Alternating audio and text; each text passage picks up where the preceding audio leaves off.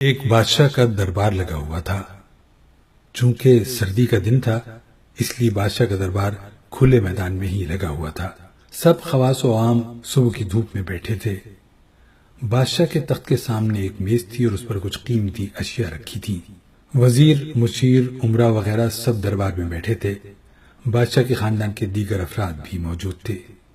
اسی وقت ایک شخص آیا اور دربار میں داخلے کی اجازت چاہیے۔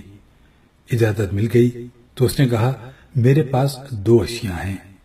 میں ہر ملک کے بادشاہ کے پاس گیا ہوں اور اپنی اشیاء کو بادشاہ کے سامنے رکھتا ہوں، پر کوئی فرق جان نہیں پاتا۔ تمام ہار چکے ہیں اور میں ہمیشہ کامران و کامیاب ہو کر لوٹتا ہوں۔ اب آپ کے ملک میں آیا ہوں۔ بادشاہ نے کہا، کیا اشیاء ہیں؟ تو اس نے دونوں اشیاء بادشاہ کے سامنے میز پر رکھ دیں۔ وہ دونوں اشیاء دیکھنے میں بالکل ایک جیسی جسامت، یکساں رنگ، یکساں چمک، گویا یہ دونوں اشیاء ایک دوسرے کی نقل محسوس ہوتی تھیں۔ بادشاہ نے کہا، یہ دونوں اشیاء تو بالکل ایک جیسی ہیں۔ تو اس شخص نے کہا، جی ہاں، دکھائی تو ایک سی دیتی ہیں لیکن ہیں مختلف۔ ان میں سے ایک ہے بہت قیمتی ہیرا اور ایک ہے شیشہ۔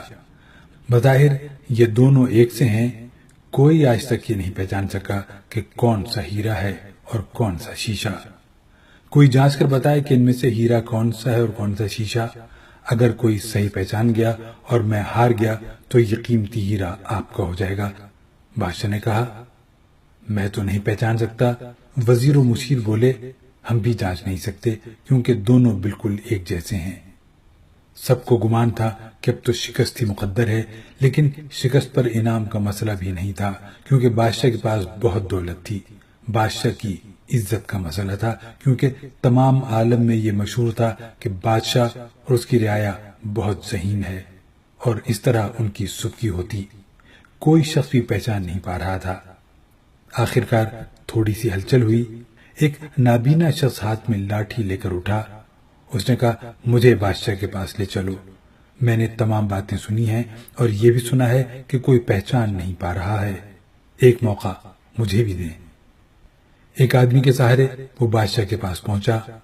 اس نے بادشاہ سے درخواست کی کہ ایسے تو میں پیدائشی نابینا ہوں، لیکن پھر بھی مجھے ایک موقع دیا جائے جس میں ایک بار اپنی ذہانت کو جانچ سکوں اور ہو سکتا ہے کہ کامیاب بھی ہو جاؤں، اور اگر کامیاب نہ بھی ہوا تو ویسے بھی آپ تو ہارے ہوئے ہیں ہی۔ بادشاہ کو محسوس ہوا کہ اسے موقع دینے میں کیا حرج ہے۔ بادشاہ نے کہا، ٹھیک ہے۔ اس نابینا شخص کو دونوں چیزیں چھونے کے لیے دے دی گئیں اور پوچھا گیا، اس میں سے کون سا ہیرا ہے اور کون سا شیشہ؟ یہی آپ کو معلوم کرنا ہے۔ اس آدمی نے ایک لمحے میں کہہ دیا کہ یہ ہیرا ہے اور یہ شیشہ۔ جو آدمی اتنی جگہوں سے جیت کر آیا تھا وہ بہت حیران ہوا اور کہنے لگا، ٹھیک ہے، آپ نے صحیح پہچانا، آپ کو مبارک ہو۔ اپنے وعدے کے مطابق اب یہ ہیرا بادشاہ کا ہوا۔ تمام لوگ بہت حیران ہوئے کہ ایک نابینا شخص نے کیسے جان لیا کہ اصل ہیرا کون سا ہے، اور سب نے یہی سوال اس نابینا شخص سے کیا۔ اس نابینا شخص نے کہا کہ سیدھی سی بات ہے، دھوپ میں ہم سب بیٹھے ہیں، میں نے دونوں کو چھو کر محسوس کیا۔ جو ٹھنڈا رہا وہ ہیرا، جو گرم ہو گیا وہ شیشہ۔